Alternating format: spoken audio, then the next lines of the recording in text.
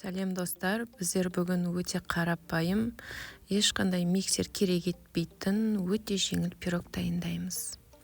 Каналыма тіркеліп, лайк басып, комментарий қалдыруды ұмытпаңыздар. Алдымен табамызға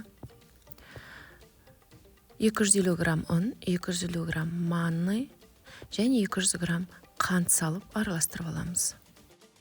Бұл бізде пирогтың қамыры болып есептеледі. Одан кейін 1 килограмм алма керек бізге.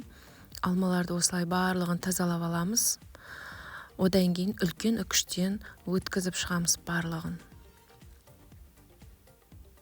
Алмаларымызды өткізіп болғаннан кейін жаңа дайын қамырымызды формамыздың астына саламыз. Оның бетіне алма саламыз. Алма салып болғаннан кейін қайттан қамырымызды саламыз. Осылай бірнеше рет жасауға болады. Мен 3 рет жасадым, ал сіздер 4 рет, 5 рет слой қылып жасасаңыздар болады. Қаншалықты слой көп болса, соншалықты дәмді пирог болып шығады.